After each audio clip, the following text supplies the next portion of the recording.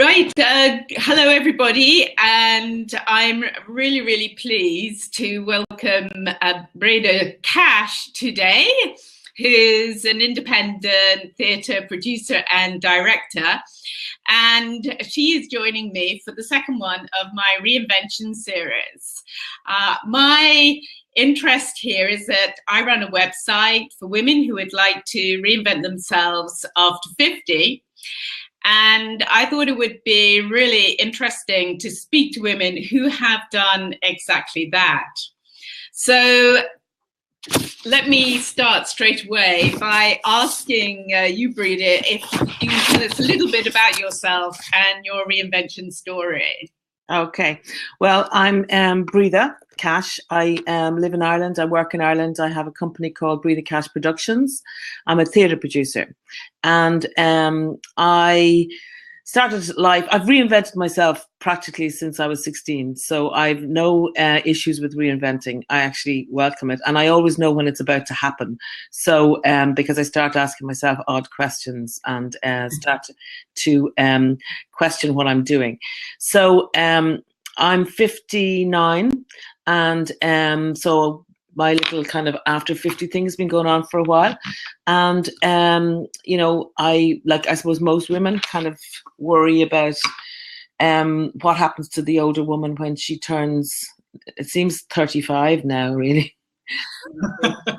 Women have a kind of a short life, shelf life in some people's eyes, and not in mine. So, so I kind of fell into the whole world of theatre production and became a producer about 20 years ago, and was, you know, happy exploring all of that, enjoying it. And by the time I reached my 50s, late 40s, 50s, I was kind of considering I'd like to just try something else as well. So I threw my hat in at directing. And also, I gave up independent, my independent life in terms of, I became an employee for a while in the Wexford Opera House as the commercial director for Wexford Festival, which is a big opera festival. So, and interestingly, you know, after a year, I realized that wasn't working for me. And I left, and you know, I know people who knew me well thought, you've got a fantastic job, what are you giving this up for? You know, you're getting paid, you don't have to worry about trying to generate your own work. And but it wasn't right. So like I've always done, I've always moved on if things aren't right. So that was about 3 years ago, and I've since gone back to producing in a kind of a different way, but also more collaboratively with other people, and I'm also directing. So that's kind of what's happened to me in the last kind of couple of years. And do you think you encountered any issues during that particular reinvention because of the age that you were or are? Well, I think what happens is, I think you go for something. I'm not sure whether this happens to males, but I know it happens to a lot of the people, the women I speak about. They kind of, even though they believe in themselves, they kind of feel, I probably won't bring up the age thing, because I let them do the maths, you know. And but now I kind of go in now and say, you know, I'm a woman of 59, and I'm really interested in this particular position or job or a project, and I'm bringing a huge wealth of experience to the table, actually. Instead of hiding behind, you know, a really good makeup job and new hair and gorgeous clothes. So that sounds very sexist, I suppose. But I think we've been, I don't know what it's like elsewhere, but in Ireland, we've been trained to avoid the age thing a little. If you're a senior woman, if you're a woman looking for a senior position, I remember one time going for a job, and I was pregnant with my second child, and the job interview took so long over a period of months that every time I went in, I was just fatter, you know. And I was hoping that that's all they saw, really, you know. I'd rather have them having opinions about me being an overeater than being pregnant at the time. But now you feel you're just upfront about your experience. I'm just upfront about me. Yeah. Age is just one aspect of me. It's not the whole thing. No, of course. And what has been actually, can you think of a memorable moment of this latest reinvention? Well, yeah, I think, well, there's a couple actually. One of them was me sitting in an audience looking at a production of a just a new graduate class of drama students who had written and invented this new form of entertainment, as I saw it. I'm really thinking, wow, this is amazing. You know, in the theatre business, we're always looking for new ways of attracting new audiences, and particularly younger audiences. And somebody had told me this is worth going to have a look at. And I was sitting in the audience. I looked around, and by 30 years older than everybody else. Thinking, and I was enjoying it as much as everybody else, which is also interesting. And I went up to the young group afterwards and I said, I think as a theatre producer, I'd like to talk to you about developing this. And I knew they looked at me kind of, well, maybe. And so I pursued them, and we've since, worked on this project. The fact that I brought a huge wealth of experience in terms of my work as a theatre producer, they eventually got, I think initially they thought, how could this person be on the same wavelength, So, and we worked together very happily for a year, and the show, I've happily handed the show back to them, and it's now doing the work that it needs to do. But I learned a lot in that kind of thing. One is, I was sitting with 4 young males, all about 22, talking about their life and what they do and what they get up to, and that was the show. And I just thought it was a very interesting kind of subject for a theatre production, because we get a lot of women talking about themselves and very few young men, and particularly in Ireland where there's a huge suicide rate amongst young men. I was interested in getting into their heads and seeing what that was all about. And it was a comedy, and it was very high octane, energetic theatre show. And afterwards, I think they realized just the collaboration of age was what they needed. And it was great for me too. I really enjoyed the experience.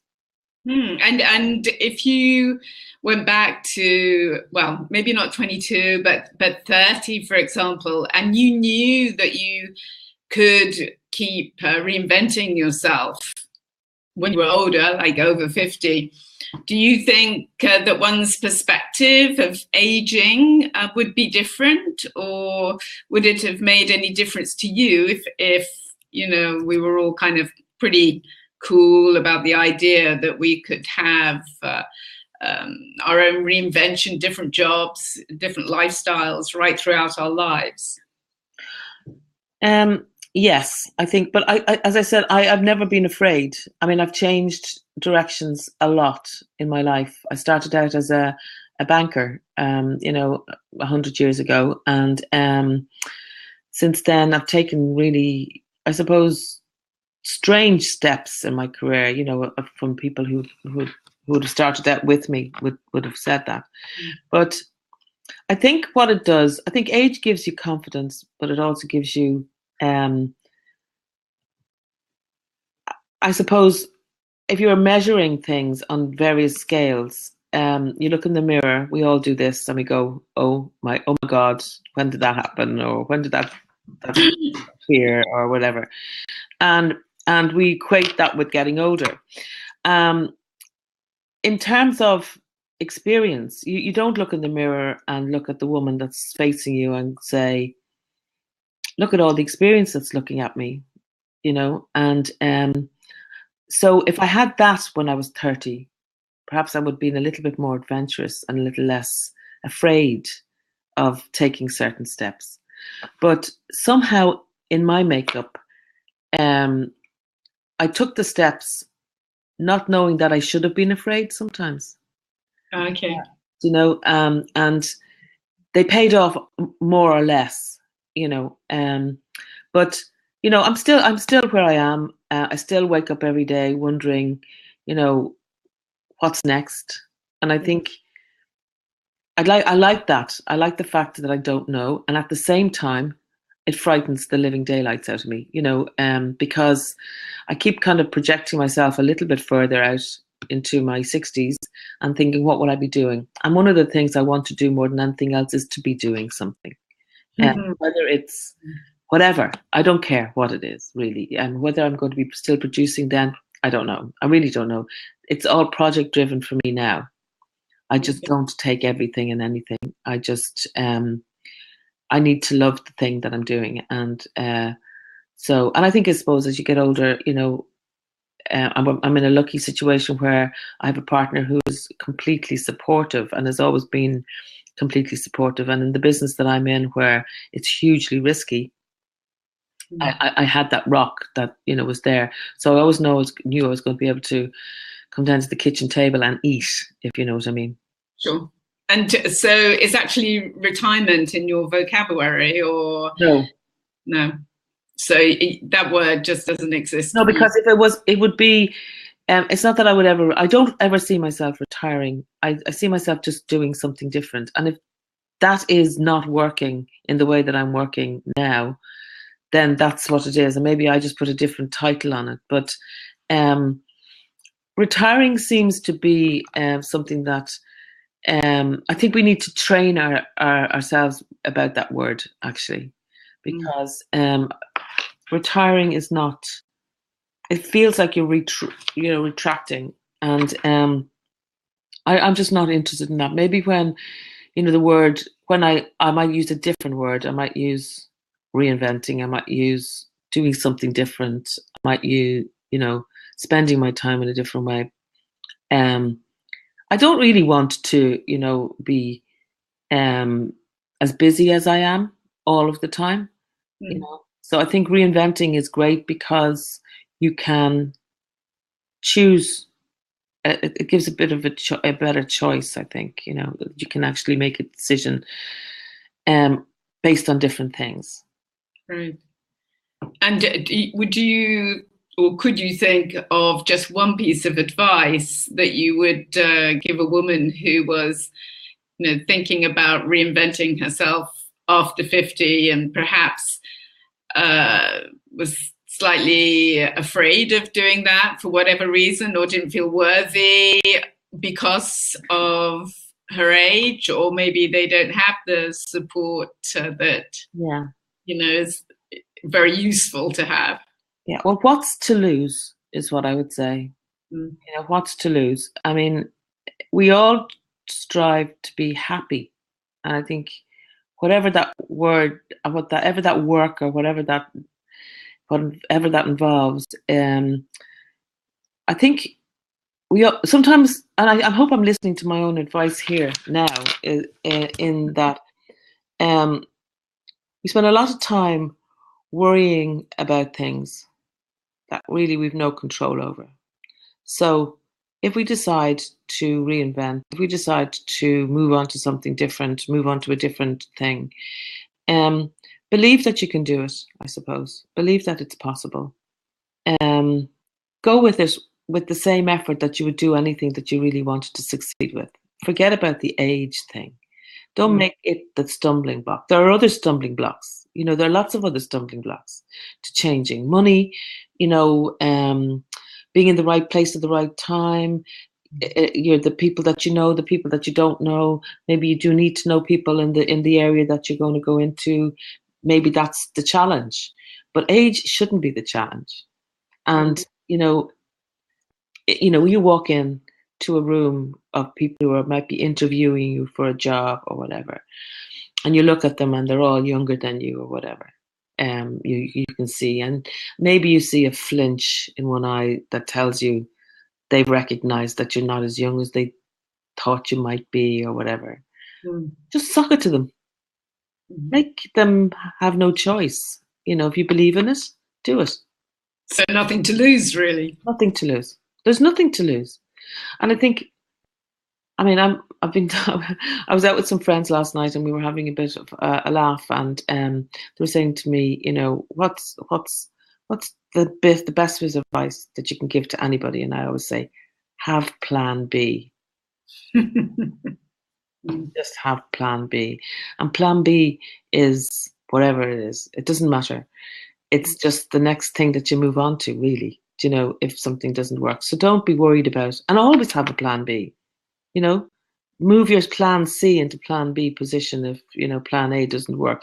But it just means that you can actively, positively, effectually move forward. And the age thing, I mean, I would be lying if I didn't say and I didn't admit that my aging hasn't had some impact on me, because I think everybody, I just heard of the death of somebody I knew who died yesterday, who's a little bit younger than I am. And, the shock of it still is, it's still shocking to me that people of my age now are dying, so it's somewhere, I've left my head somewhere when I was 16 or 17, and I still have that kind of feeling of immortality. So I find it hard to make age the thing, if you know what I mean. No. I do know what you mean completely. Absolutely. Yeah. So just about your life at the moment, do you have a big goal in your business for the next 12 months? Yeah, the big goal of my business for the next 12 months is to find a production that I really want to work on again. And I'm looking at a few things, but I've also decided that I'm not going to make it the biggest thing that I want to do in the next 12 months. I want to do some writing, and I'm hoping that I will allow myself the time to do that. The other thing I find, just talking about age, is that I don't know, but I'm one of these people who, if I have nothing to do, if I'm not busy, I start to panic a little bit. What I'm trying to, I suppose my big thing over the next 12 months is to not allow myself to be in that position, to kind of take the time, because sometimes forces come into play to make you stand back and reflect, and that's good too. I wish probably you asked me about what I knew would have changed things when I was 30. I think that's probably the thing I would like to give any younger person, is not to be afraid to stand back and reflect, and just not be filling in all the time, and I think as I get older, I'm a little bit better at that.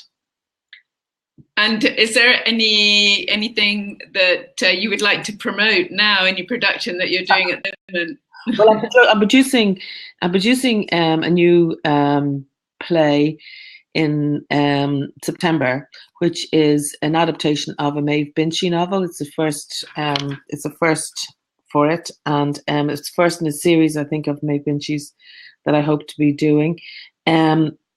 So that's something that I will be working on. I'm working on at the moment. We're doing workshops on the script at the moment, casting, and it'll go out in Ireland in September. I would like to take that to the UK. I think that would be good. That would be kind of an ambition for next year. And then I'm working on a fabulous small opera based on a James Joyce short story called The Dead, and it's the most wonderful story. It's very simple to read. It's not James Joyce as in Ulysses. It's James Joyce before that, and when he wrote this amazing, beautiful short story, and the opera is stunning. So I'm looking at trying to. I'm actually waiting for the Arts Council to send me a letter at the moment to say we'll get some funding on that, and if we do, then that will be a big project for next year. I'm hoping to work with my very good, beautiful friend Anne Reid in the UK, and so I'm looking for a new project to work with her on. And so there's lots of things out there, and things in the business that I'm in. You'll get a script across the desk, and you'll go, have to do that, and find the way of making that happen. And that's what I'm open to doing that. But I'm also looking into becoming involved in other kind of things that are not related to the theatre at all. Humanism, for example, I'm very interested in, and I'd like to be a humanist minister at some stage. Okay, well, you've obviously got your year completely taken care of by the sounds of it. There's a bit of time in the middle of all that. There's a bit of air that I'm just going to do a little bit of. I'm going to go to Inishbofin. That's my ambition in the short term. This is a beautiful little island off the coast of the west coast of Ireland, where nobody cares what you do. You walk, you listen, you talk, you get rained on, you get a little bit of sunshine, and it's really beautiful. So that's kind of what my immediate plan would be, to just take a little bit of time out, actually. Good. Well, thank you so much for talking with us. And, your reinvention sounds really inspiring. And I hope that many women who are just thinking at the moment whether they can move forward in their lives in whatever way, that they have found some inspiration for you. I hope so. Well, I mean, as I said to you, just go for it is the thing, really, isn't it? Okay. Don't make age the issue. Okay, I've